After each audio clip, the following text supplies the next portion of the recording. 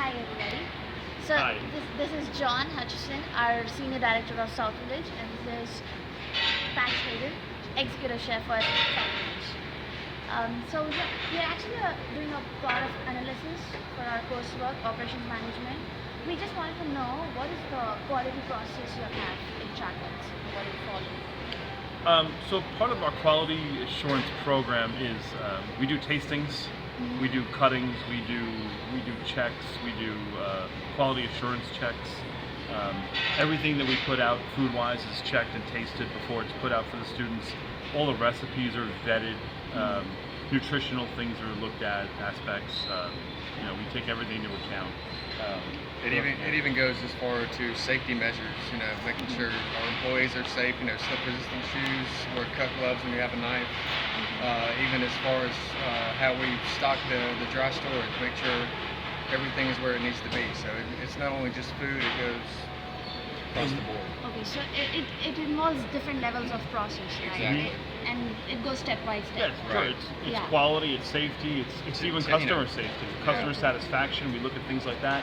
The We look at things like temperature of food, hot food hot, cold food cold. So it covers a lot of areas. Okay, so what if there's any defective process in between? If you find any process defective, how do you all overcome that? So the first thing we do is identify the problem or the issue, identify it, see how we can rearrange it. Is it the process that's wrong? Is it the end result that's wrong? Where is it that's wrong in the chain? Identify the problem, and then we make the change from there. We make the adjustments as necessary. Okay. So if at all you have to change the whole process, like if you want to implement a new layout, Right.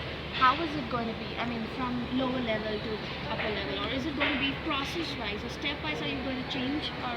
If we're talking about a whole new platform, it's definitely a step-by-step process. It's customer feedback, surveys. We take all the students' comments into consideration when we do things like that. And then from there, we build the program. We build an idea. We start with an idea. We start with brainstorming sessions with chefs, with managers, with students. It really starts on that ground level, and then we go from there, step by step up. Okay, so that also involves in when you recruit new people for work. Do you all train them? How do you all train them? Sure. When we hire a new cook or even a new student employee, there's definitely some training. We try to coach for their first couple of days. We even do shadowing, where we'll kind of partner up a new employee with an existing employee for a few days, just to get a feel for things. You build a comfort level that way.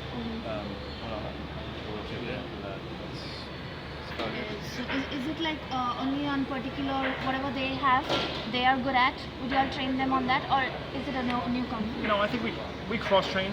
I think I like the idea that everybody can work every place in a unit. If it's a slow day, I might move the person out of the Asian wok station. I might put them in pizza. They've done pizza before. It's good to know. It helps in an emergency situation. If someone calls out, I know that I can rely on other people to do other things. So in that way, everybody knows everything what happens in the whole process. Exactly. Okay, It's cross-utilization of staff. Exactly. So what are the attributes you all have? Like, is it core competency or the core values for a new recruiter or for the person you recruit? I think it's a combination of both.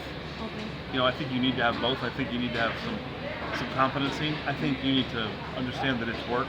You show up on time, you do your job, you do a good job, but to get to that point, you need to have some background and some values. Right? I think it's a combination of both.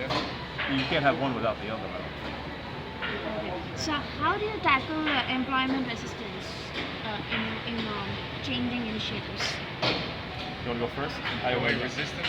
I guess first, is to identify what their issue is. See if we can't get back on common ground. But, we're not going to ask them to do anything that we haven't done or wouldn't do ourselves. And it's just it's part of the job. There's things that we have to do that we don't like but have to be done. So we'll assess the situation and then either talk them off the ledge and get them to do it, or figure out what's going on. So. Yeah, I think you need a level of buy-in from the employees. Two heads are better than one. We have 100 employees in this building, so 100 minds are better than our two sometimes.